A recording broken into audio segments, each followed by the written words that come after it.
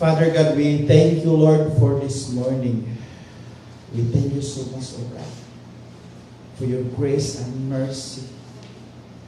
Even to, O God, na hindi po kami worthy. Marami kami mga pagkukulang. But thank you so much, O God, for your faithfulness. Continue to bless us. Continue to lead us, O God. Empower me, O God, this morning na mag-preach ng inyong salita. Dalangin namin na hindi ang aking sarili ang aking may preach, kundi ang inyong po, O God. This I pray in Jesus' name. Amen. I entitled God's message this morning, Be Grateful. Be grateful. God loves you intentionally.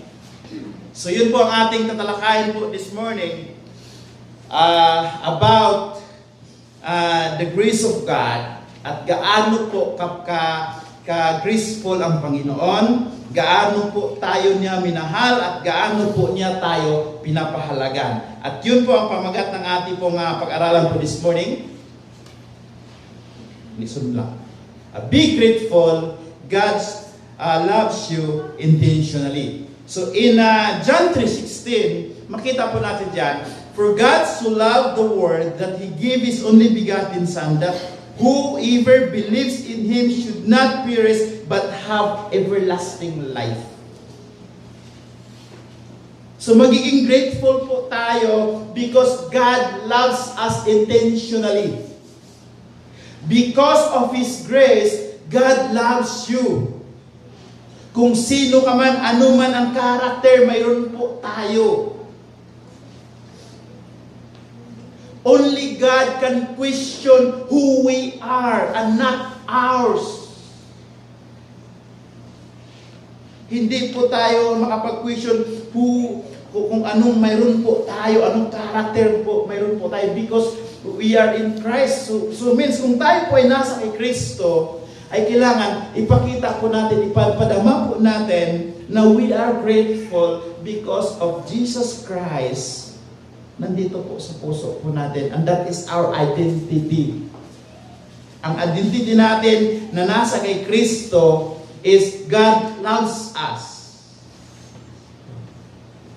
God's love us. Ang sabi po dito niya, Tolian, legalism says, God will love us if we change. The gospel says, God will change us because He loves us. Sometimes, pareho po tayo ng mga legalism. Nasabihin natin, magbago ka muna. Wala naman pagbabago sa'yo. But God, sabi niya, the gospel, according to sa quotes nito, the gospel says, God will change us because of His love. Means only God can change our hearts. Only God can change our mind. Yun ang lagi nating tandaan. But the question this morning, who we are in Christ? At bakit maging grateful tayo who we are? Yun po ang mga question po natin ngayon po umaga. At there's 4 principles na makita po natin na talagang hindi na natin kailangan mag-isip kung ano-ano pa man, but kung ano ang nasa scriptures, yun na po ang ating titingnan po. Una po, makita po natin, why we be grateful? Be grateful who we are because God redeemed you and forgive you. God redeemed us and forgive our sins in Him. That's the reason why we need to be grateful. Whatever happens sa buhay natin, we need to be grateful because God loved us intentionally. Even you are not, kaibig-ibig, minahal ka ng Diyos, minahal tayo ng Diyos at pinatawad tayo ng Diyos. Just like yung sinabi ng ating pong Sunday School po kanina, it's a great lesson to us. In Ephesians chapter 1, verse 7, napakalinaw sinasabi dyan, in Him we have redemption through His blood, the forgiveness of our trespasses, according to the riches of His grace. So makita po natin dito po sa verse nito, God loves us intentionally. Papaano niya pinapakita? He redeemed us. He forgave our sins. And as a response in the Lord Jesus Christ, be grateful of who you are. Because God loves you so much. At ang isa na pinapakita niya na minahal ka niya ng lubusan, He redeemed you. He forgave you. Wala nang ibang masumpungan natin na tayo po ay pinatawad. Wala na. Only God. Hindi tayo karapat-dapat na patawarin. Hindi tayo karapat-dapat na natawag nito na iligtas. But God save us. Ganun po ka-intentional ang Panginoon po sa buhay po natin. And if in Romans 3 verse 25 it says, God presented Him as an atoning sacrifice through faith in His blood, in order to demonstrate His righteousness, because in His forbearance He had passed over the sins committed beforehand. Past, present, and future, already forgive na yun. Binayaran na yun ng Diyos. Biruin niyo po, ganito po yan. Halimbawa sa amin, may inutang kami sa bangko. Yung sasakyan. Meron ka agad maglapit sa amin, Pastor, huwag mo nang bayaran yung bayaran mo doon sa bangko. Ako na magbabayad. Ganun po yung regalo ng Diyos sa atin. He loves us intentionally. Yun yung identity na nakatatak sa ating mga puso. Kaya as a response sa kakabaitan ng Panginoon sa buhay natin, kadakilaan ng Panginoon sa buhay natin, kailangan maging grateful tayo. Ipakita natin who we are in Christ. Thank you so much, Lord, for your faithfulness. Ang sabi dito ni Charles Swindoll, God's forgiveness extends to the worst offenders and to anyone who wishes to receive it, not because of who we are, but because of who God is. Kasi po, kung nakabase po tayo sa ating pong mga karakter, nakabase po tayo kung ano yung mga mayroon po tayo, hindi po yun sapat. But ang sabi dyan ni Charles Swindoll, not because of who we are, but because of God. Why? Because God loved us intentionally. He adopted us. What else na makita po natin nung last Sunday? He adopted us. He chose us. Because God loves you. God loves us intentionally. Unconditionally and intentionally.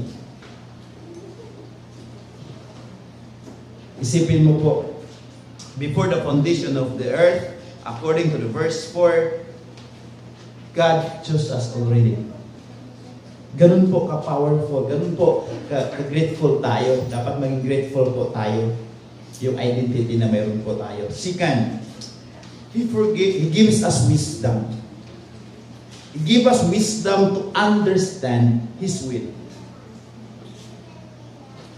So, maging grateful tayo because God gives us wisdom how to understand His purpose, how to understand and receive His grace to us.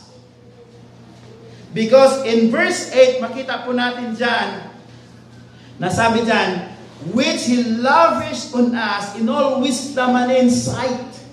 Sa NASB po, makita po natin sa verse 7. In Him, sa verse 8, sorry. Sa verse 8, which He lavished on us in all wisdom. Everything. He gave us everything. Wisdom. Anong wisdom na yun? Yun yung tinatawag natin na spiritual wisdom na nag-penetrate sa ating mind at sa ating mga puso. At the that's the reason why at the moment na ikaw ay makarinig ng gospel, maintindihan mo yung gospel ng Panginoon because of the gift of the Holy Spirit na binigay ng Panginoon sa atin. That is the gift of understanding, how to understand His gospel. Why? Because God loves us. Remember the song kanina, inawadan, Ikaw, Jesus. Lahat, Ikaw lamang, Panginoon. Kaya makita po natin in Him. The good news is that we not only get salvation, we get new identity. A new identity comes with some pretty awesome privileges. One of the best which is love is grace. Yun po yung grace ng Panginoon. Because His grace never runs out, that you can always run to Him. That is the principle. Sabi niyan, His grace never runs out, that you can always run to Him. Ganun po. Ganun po kayaman ang Panginoon. Ganun po kayaman ang Kanyang biyaya. So maging grateful po tayo, maging masaya po tayo, at kailangan magpasalamat po tayo sa Panginoon every day. Dahil ang grace niya ay sapat. Kahit dumadanas tayo ng mga pagsubok sa buhay natin, ups and down, may mga roadblocks na ating dinadaanan, may mga tinik na dinadaanan natin, may mga thorns na dinadaanan tayo, but the grace of God is still what? Sufficient in us. Why? Because He loves us so much. He loves you intentionally.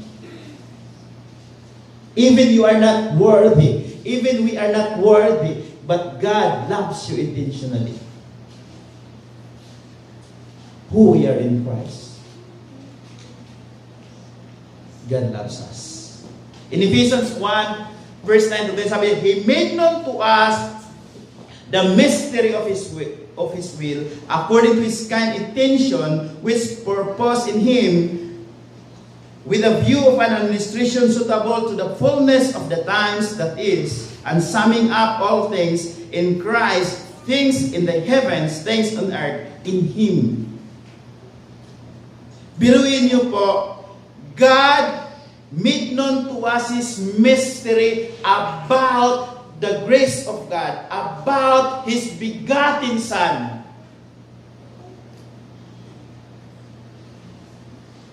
So makita po natin yung wisdom doon. Makita po natin yung wisdom ng Panginoon na binibigay ng Panginoon sa atin. Kaya napansin nyo, every time na tayo po ay nagbabasa ng salita ng Panginoon, maraming mga insights tayo nakukuha, maraming mga insights na paano tayo mamumuhay in order na makapagbigay glory sa Panginoon. Because God, He revealed His will to us. What is the mystery? His grace. Who is grace? Jesus Christ. Isipin nyo, according to His kind intention. Makita natin dyan na talagang mahal na mahal tayo ng Panginoon. Kung mapansin po natin, kung balikan po natin ang verse 6, hindi ko po nasulat dyan. In verse 6, napakaganda po yung sinabi ng verse 6, to the praise of the glory of His grace that freely bestow on us in the beloved. Inangkin niya tayo na anak. Talagang nakatatak na po yan. We are God's beloved. We are God's children.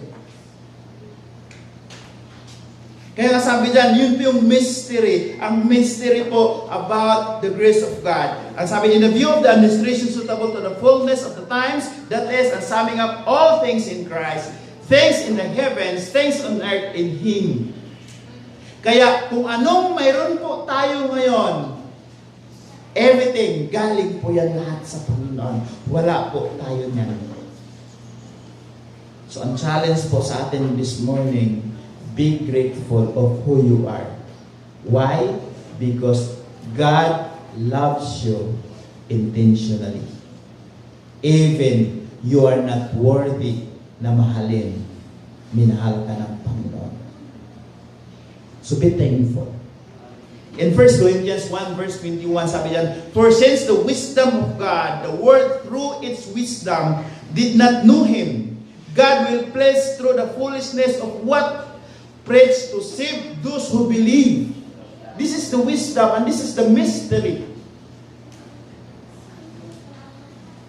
So for since in the wisdom of God, in the world through wisdom did not know Him, that is foolishness. Because of sin. But at that moment, na binigyan tayo ng Panginoon ng gift of understanding, naintindihan natin ang gospel ng Panginoon. That is the work of the Holy Spirit. The work of the Holy Spirit in us is continue to motivate us. Kaya kung makita po natin ang salvation po, wala po tayo doon. Wala tayong part doon. All by the grace of God. Bakit nakaka-response tayo sa gospel? Nakaka-response tayo sa Panginoon because of the gift of the Holy Spirit na nandito na po sa atin. At yun po ang magkukonvict sa atin. At abangan natin yan sa chapter 2 ng Book of Ephesians. Kaya, lagi natin tandaan to. This is the mystery. Na mystery po natin, na nakikita po natin yan. God operates the universe by a plan. What is the plan of God? Ang plan ng Panginoon, maraming makakilala sa Kanya at magpupuri sa Kanya. Pangalawa, na plano ng Panginoon na lumago tayo deeper sa ating pananampalataya sa Panginoon. Pangatlo, babalik ang Panginoon in the twinkling of an eye. That is called rapture. At tayo po ay kukunin ng Panginoon. You see His plan? Kaya God operates the universe with plan. Ang plano ng Panginoon na mahalin ang lahat ng tao. Ngunit po, sino po ang makatanggap lamang ng pagmamahal ng Panginoon? To those na pinili ng Panginoon. Paano mo malaman na ikaw pinili ng Panginoon? At that moment, you receive the gospel of salvation. At doon mo malalaman na, wow, out of, hindi na pala millions. Hindi na pala yung kanta na, why have you chosen me out of the millions? Ngayon, hindi na po ngayon. Out of the billions na tao, pili ka ng Panginoon para mahalin ka niya. Pangatlo, He gives us hope. In Ephesians chapter 1, verse 11 to 12, makita po natin dito, also we have obtained an inheritance having predestined according to His purpose, who works all things after the counsel of His will, to the end that we who were the first to hope in Christ would be to the praise of His glory. So makita po natin, God gives us eternal peace. God gives us eternal hope. Who is our hope? Jesus Christ. Because only Jesus Christ can give us peace and only Jesus Christ can give us hope. Kaya kung umaasa ka sa kapwa mo para magkaroon ka ng kapayapaan sa Kanya, hindi mo yan masumpungan because only God can give you eternal hope. Kayo nang sinasabi po niya ni Apostol Pablo, looking to the blessed hope. According to the book of Titus, makita po natin yan doon. Kaya yun ang ating malaking pinasalamatan sa Panginoon at maging grateful tayo kung sino man o ano man tayo, anong karakter mayroon tayo, anong mga ups and downs mayroon po tayo, be grateful. Why? Because God loves you intentionally. Who we are in Christ, God loves you intentionally. And then sabi dyan, even to the end that who were the first hope in Christ to be praised of His glory. Kaya po, tayo po ay nakatanggap po tayo ng pag-asa na galing kay Kristo Jesus. Kailangan din po natin itong sabihin sa iba. Kailangan natin i-share natin ito sa iba because yun ang gusto ng Panginoon. We need to share we need to share that kind of identity na mayroon po tayo.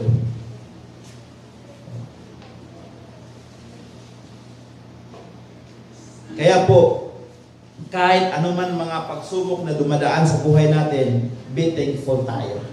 Because bawat pagsubok na dinadanas natin, there is hope. Dahil yun ang promise ng Panginoon. Saan natin masumpungan ang hope? Simple. Hope is found in the promises of God.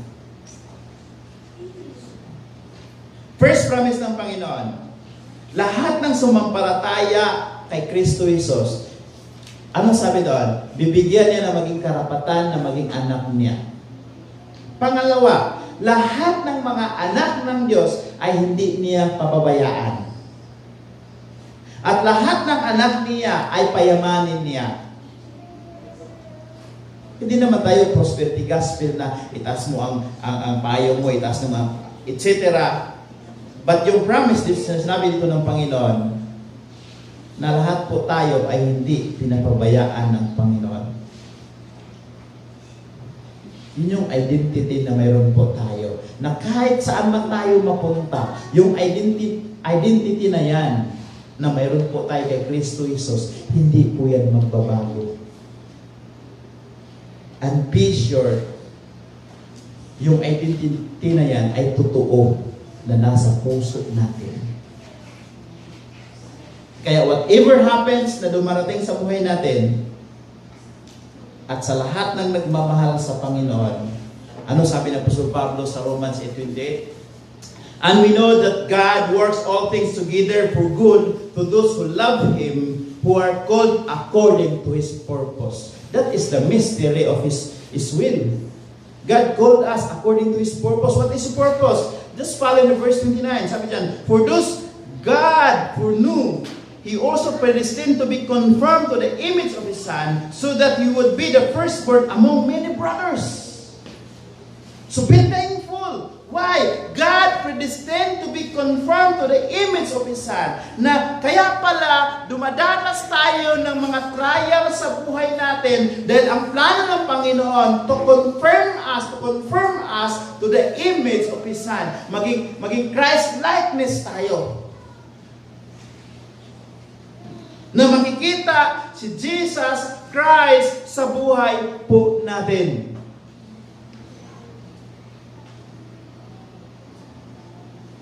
Ano man yung mga tinatawag destiny na yan, puro isa lang po si isang manampalataya. Na isa po na destiny natin, yung identity na mayroon po tayo. Sabi ganito ni Ravi Zacharias, there is no greater discovery than seeing God as the author of your destiny. Always remember that. Kayo pa rito, magpapagod yan. There is no greater discovery than seeing God as the author of your destiny. Walang ibang discovery yan ng mga namin, o ng mga bagay-bagay na yan, isa lang po. Ang pinaka-the best, Jesus Christ. Yun yung identity na mayroon po tayo. Kaya mag-grateful po tayo. Kung mapansin po natin sa chapter 1 ng Ephesians, verse 1, lalo sa verse 3 hanggang sa verse 14, hanggang po sa pinakalas na verse sa chapter 1 is talk about praises. It's talk about thanksgiving sa Panginoon. Who we are in the Lord Jesus Christ. It's talk about ano yung identity na mayroon po tayo, so maging thankful tayo. Why? Because isa po tayo doon na nakatanggap ng pangako na yon. So there's no greater discovery than seeing God as the author sa destiny natin. Kaya bisan sabihin ng mga tao, uy, destiny ko na to. No.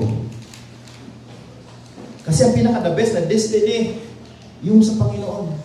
Yung kalooban, that is the mystery of His will. What is our destiny? Nasa kay Kristo po tayo. Lagi natin tanda. Last,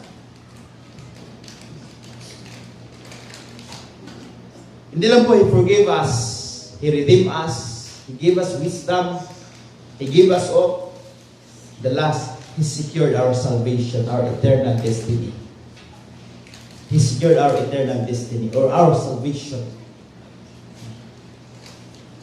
Na buhay pa tayo, hindi pa tayo namamatay, alam na natin na sa heaven po tayo.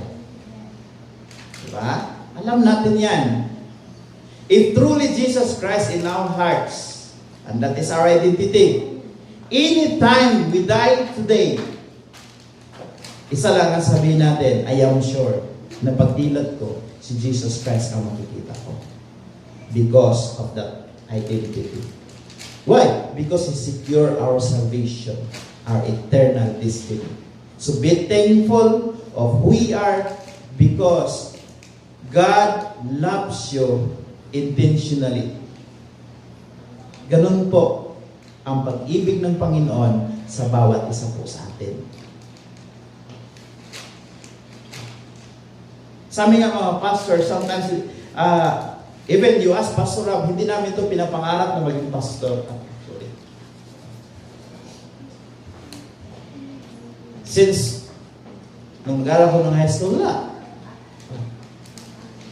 But God put this sa ministry nito, tinawag kami sa special calling nito, at dito kami mabubuhay. At dito na rin kami mamamatay. Kaya minsan po, pabiro ng mga pastors, sana naman na habang buhay pa yung pastor, sabihin na natin kung anong totoo.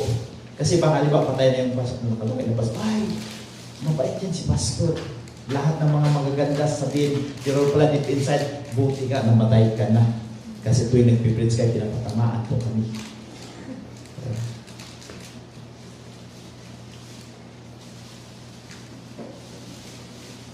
Buhay namin bilang pastor ay hindi po ganun kadali. But kami po ay nagpapasalamat kahit hindi namin ito pinapangarap na maging pastor, but kami po ay naging thankful sa Panginoon because out of the billions na believers, isa kami na pinili ng Panginoon na nilagay kami sa special na position maging pastor. Ang mga pastors po, makita mo pa yan, ay nakabihis yan, wow! Yun ang sabihin ko, walang nakabihis yan, pag tingnan mo wallet yan, walang naman yan ang pera. But, thankful kami kung anong mayroon. Pwede naman kami maghanap ng trabaho, pwede naman gano'n. But God, tinawag kami nito. Kapag basahin niyo po sa Book of Corinthians, yung explanation po ni Apostle Pablo doon, na ang sabi niya, ang mga pastors ay nabubuhay din sa gospel. Nabubuhay din sa tithes and offerings. Medyo mahirap po yun. But ito yung tawag ng Panginoon sa amin. So thankful kami doon. Okay. Balik tayo sa ating topic. Okay. God secured us even hindi po tayo karapat-dapat. But sabi ito sa verse 13, in Him you also after listening the message of the truth, the gospel of your salvation, having also believed, you have been sealed in Him with the Holy Spirit. Maraming mga translation po dito, sabi diyan sa verse 13, palimutan yung isang salamin ko. In Him you also listening to the message of the truth, the gospel of your salvation, also having believed. So kapag titingnan po natin sa original text, makita natin, at the time, ang dami yung after listening, ang dami po dyan, ang daming tawag nito, ang daming usage po ng preposition or conjunction. Nasabi dyan, after listening the message of the truth. Actually, pag according sa aming teacher, pwede naman after, but at that time, yun po yung pinakamaganda doon. At that time, you receive the gospel of your salvation. Pag sabing after, pagkatapos mong, medyo but ang pinakamaganda, at the time you receive the gospel of your salvation, you are being saved by the Holy Spirit. time na ikaw po ay na-convict na ng banal na Espiritu na tanggapin si Kristo Jesus sa buhay mo, you are already sealed by the Holy Spirit. Pastor, how about yung prayer of acceptance? That is confirmation that you already received the gospel of your salvation. Kaya at the time you receive the gospel of salvation, having you have been sealed by the Holy Spirit. Kaya yun ang ating pasalamatan sa Panginoon. Isa pang verse na makita pa natin, John chapter 3 verse 33. Whoever accepts His testimony has certified that God is truthful. God certified our salvation. God secured our salvation. Dahil ang katotohanan po ay masumpungan lamang natin sa Panginoon. So maging thankful po tayo kahit anuman ang mayroon po tayo, anong klaseng pagkatao tayo, dahil tinanggap mo ang Panginoon, dahil natanggap mo yung salvation, maging thankful po tayo. Bakit? Niligtas ka ng Panginoon. Bakit ka niligtas ng Panginoon? Dahil mahal ka niya ng lubusan. He loves you intentionally.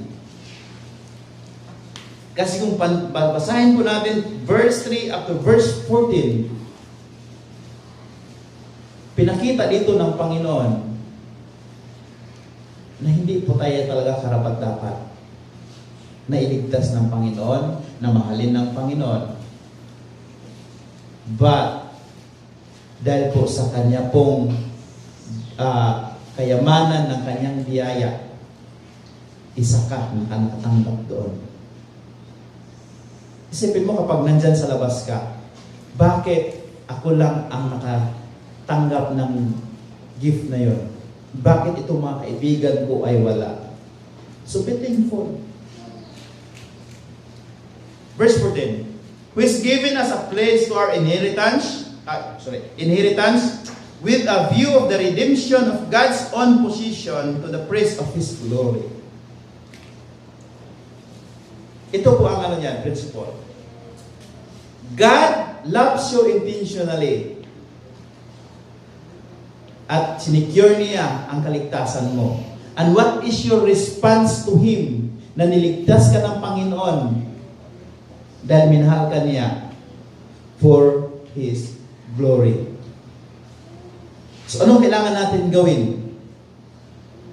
Gumawa tayo ng mga bagay-bagay na ang Panginoon ang siyang nabigyan ng kapurihan at hindi ang ating mga sarili. Bakit? Kaya kung makita po natin yung ating doctrine of salvation, yung ating statement of faith about salvation, naka-indicate po dyan, at the time you receive receive Jesus Christ as your personal Lord and Savior. Hindi lang siya Savior natin, kundi Lord natin siya.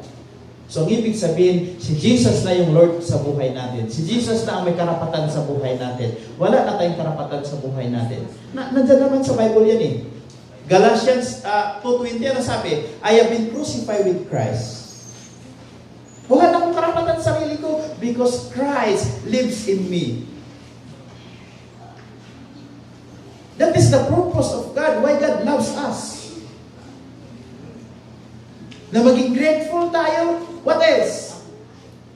Magiging magpuri tayo sa Panginoon, magpasalamat tayo sa Panginoon, dahil sa dami-daming tao, bakit ikaw pa ang minahal ng Panginoon? In 2 Corinthians 1:22, place His seal on us. Take note. Place His seal on us and put His Spirit in our hearts as a pledge of what is to come. Sa ibang version, basahin ko lang po.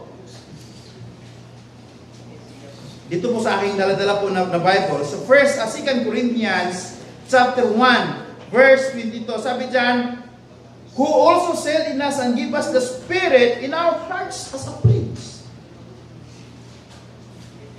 God secure our salvation. He sealed Saan? Sa ating mga puso. Kaya nga po, everyday sa buhay natin, kailangan si Kristo lamang ang siyang mabigyan natin ng kapurihan. And one thing na ating theme naman next year, and isa po yan ang pinapanalangin ko, and then maybe this coming November, kami po ay mag-meeting, and then pag-usapan po namin yan, what is the next na gagawin. Sa akin po, I'm grateful because God loves me beyond my boundaries. Ako may karakter. Ang isang karakter ko nga is madali ako magalit. But God controls me. Kagabi po, bago tayo mag-close, kagabi, nung binalikan ko na yung sila Josh Nas dito sa church, may nakasalubong akong sobrang bilis ng motor. At ako, tumabi lang ako sa may left side. At nakahinto na ako. Kasi nakita ko siya, sobrang bilis. Ang layo pa lang, sobrang bilis niya. Nakatayo lang. Siyempre kapag nakahinto ka, yung paa mo nakababa na yung dalawang paa. Biruin niyo po, kita mo talaga, dyan lang sa pinto, kita mo talaga na ako talaga puwente. Kung hindi ko siguro inilag yung manubila ng motor ko, sapul ako. Pa! Kahit iniiwas mo ng ganon, sapul pa rin yung side mirror. Tapos bababa yung lalaki.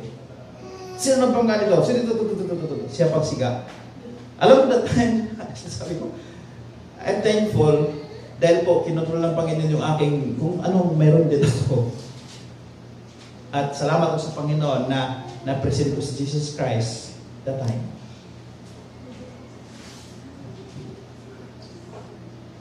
Sa mga pangyaring ganon, kahit siguro sino sa atin, na nakatayo ka na doon, nakahinto ka na kasi padaanin mo muna siya, tapos bigla ka lang talagang, ikaw talaga babanggain, tapos biglang baba sa'yo, tapos bigla kang duduin ng diba nga? Hirap po yun. But I remember na meron akong Jesus Christ sa puso ko. So, be careful po tayo. Dito po tayo mag-close. Di ko alam kung sino po ang author nito, nagbigay ng gumawa ng quote na ito. Our true identity is found when we stop being who we are. Kapindot niya. Sila ba? Dito tayo mag-close. Kaya maging grateful po tayo of who we are. Our true identity is found when we stop being of who we are and we start becoming who we are created to be. Napakagandang principles. Ang tamang identity po ay itigil natin kung sino po tayo, kung anong character meron po tayo. At simulan natin kung sino na po ang nasa puso po natin. Please bow our heads. When we bow our heads and close our eyes, this is the major question po sa atin. Who we are in Jesus Christ. Alam ko po na lahat po tayo mga anak ng Diyos. Alam ko po na may Kristo po tayo sa ating mga puso. But the question po this morning, in words, in conduct, in love, in purity in love, nakikita ba ni Kristo yan sa ating mga puso?